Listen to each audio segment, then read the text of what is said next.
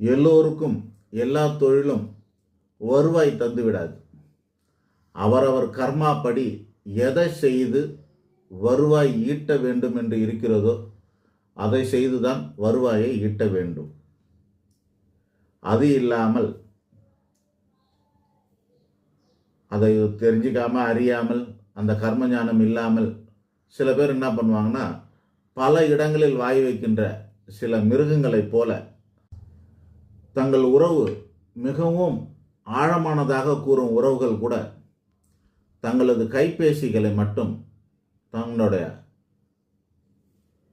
உறவுக்குள்ள அல்லது மற்றவருக்கு பார்க்க அனுமதிப்பதே இல்லை. கேட்டால் அது தனது தனி உரிமை, பிரைவசி என்பார்கள்.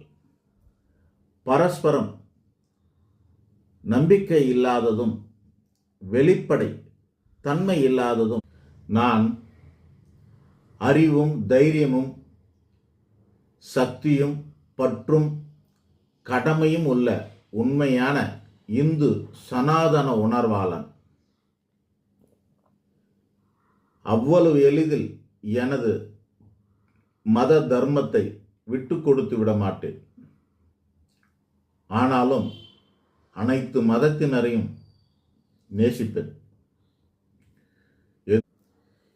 இனிமையாக பேசுகிறவர், தேவையானதெல்லாம் கொடுக்குறவர், நிறைய வாங்கி கொடுக்குறாரு, இவங்கெல்லாம் தான் நல்லவர் அப்படின்னு நம்ம முடிவு செய்து கொள்ளக்கூடாது. ஏன்னா கோழி, ஆடு, மாடு, பன்றி போன்ற விலங்குகளை எல்லாம் தீனியிட்டு வளர்ப்பவர்கள் தான் பின்னாளில் அவற்றை கறிக்கு விற்று பணமாக்குகிறார்கள். உண்மையான அன்பு காதல் உள்ள உறவுக்குள்ள எவ்வளவு சண்டை வந்தாலும் அது நிரந்தர பிரிவை தருவதில்லை. சூரியன் உதித்ததும் பனி எப்படி காணாமல் போதோ அதுபோல அவர்களுடைய மனக்கசப்பு ஒரு பொழுது மாறுறதுக்குள்ளே போயிடும்.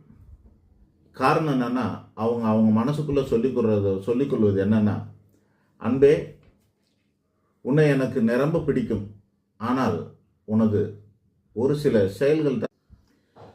சக்தி வாழ்ந்த மனிதர்களால் சராசரி மனிதர்கள் யாரை வேண்டுமானாலும் வீழ்த்தி விட முடியும்.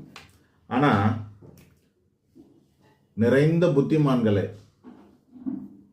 வீழ்த்தணும்னா கடுமையாக முயற்சி பண்ண வேண்டியது இருக்கும். அப்படி முயற்சி பண்ணாலும் எளிதில் வீழ்த்த முடியாது. புத்தி உள்ள மனிதர்கள் எத்துறையிலும் தலைமை பொறுப்பு வகிக்க தக்க தகுதி உடையவர்களாக இருப்பார்கள். இந்த சரஸ்வதி கடாட்சம்னு சொல்லக்கூடிய புத்தி